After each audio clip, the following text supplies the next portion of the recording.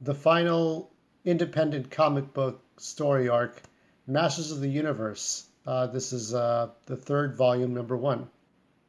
If you remember episode 38 of the second season, Masters of the Universe 2000X, this is where Evil Lyn and Marzo uh, have a conversation. They're going to go up to the get the Gateway of Despondos. They're going to get Hordak out, or they think.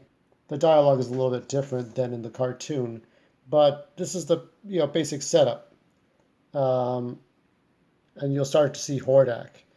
But before she can even get Count Marzo from the cartoon was this pathetic old man, but became all powerful, and he was trying to conquer Eternia and the Council of Elders before Keldor and after Hordak.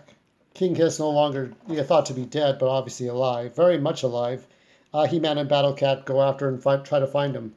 They're looking for him, but then they run into Evil Lyn a little bit later. There's a battle going on. There's King Hiss's true form. And there is Hordak in full form, not hidden by the shadows from the last story arc before the Snake Men. Uh, so they got to get him out. Because she's tired of the way Skeletor does things. She wants Hordak to take care of business. But this can't happen because He-Man interferes. He throws a giant rock, just like in the cartoon. It all plays out just like the cartoon. But and Marzo punches her. Now this is the part you don't see where everybody regroups. The fight's pretty much over between the Snake Men for now until episode 39 of the TV show, the TV series, second season, and then they blow up. They blow up their hideaways, Man at Arms and everyone else, and Man at Arms has a conversation with He-Man. He's looking for any survivors. He does find her. Evil Lyn has been injured. It's like, by the elders, what have I done? So he's got to take her back. This is a really painful point now because he's taken for granted that he can bash up bad guys, but this is a really difficult point. Uh, this is where he starts to really learn a valuable lesson about humanity, much like a doctor does. The Snake Men are secretly plotting what to do because they need to get Serpos. This is about Serpos, awakening Serpos. They need a way to do it. And that will ultimately be solved in the final episode of 2000X He-Man. But in this arc, in this major arc, Evil Lyn is she's in a coma. She can barely speak Hordak. She was trying to get a hold of Hordak, but that was stopped when He-Man interfered. And this is a turning point for Prince Adam, He-Man. He's never seen her like this. He's always used to seeing Skeletor, Whiplash, Webstor, Beastman, Merman. They all, Triclops, you're used to seeing them just attack all the time. Good guys fight the bad guys, one army against another army. But this is a human being to him, and he can't stand to see this happen. So, no, it's like, I've never killed anyone before. I know I've trashed tons of skeleton warriors and rock monsters and stuff, but I've never killed a person. And I really don't want her to be the first one.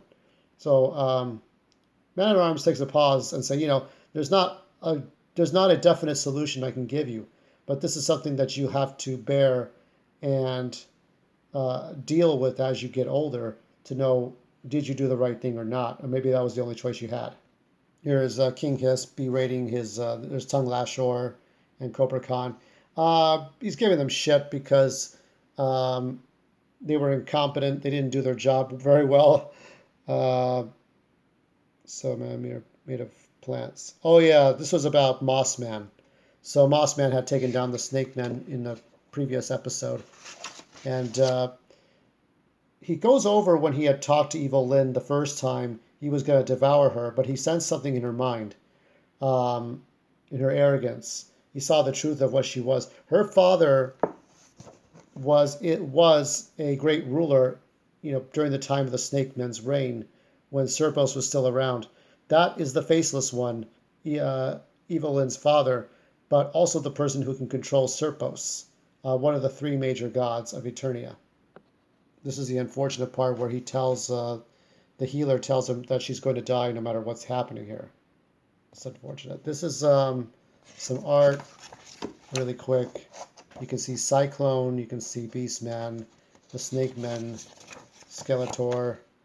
There's Trapjaw, there's Cobra Khan. Too bad it has taken out He-Man. It's great to see all these alternate arts. This, now this is Lumina. Now my theory about Lumina, let me talk about Lumina for a moment. She is a Gar. There's not much known about her. I drew a picture of her before. My theory is that there's a city coming up very soon, Garfirian, and Garfirian in this story arc is a small village. She might be the ruler of this village with her cat, but maybe Keldor lived there. There's probably no relation to her, no biological relation, but maybe it's someone that he befriended or someone he cared about. And because he wanted more power, he didn't like the system, he decided to walk away from his half-brother Randor, walk away from Eternia, and come back with an army with Beastman and Merman and all that stuff. So that's what I was thinking, that's what it is. There's a lot of speculation, but I'm thinking that she reminds Skeletor of what he could have been. He could have been a powerful warrior to a small tribe of people, but Skeletor wants to conquer all of Eternia, and that's what hurts him the most. And there is the preview for issue 2.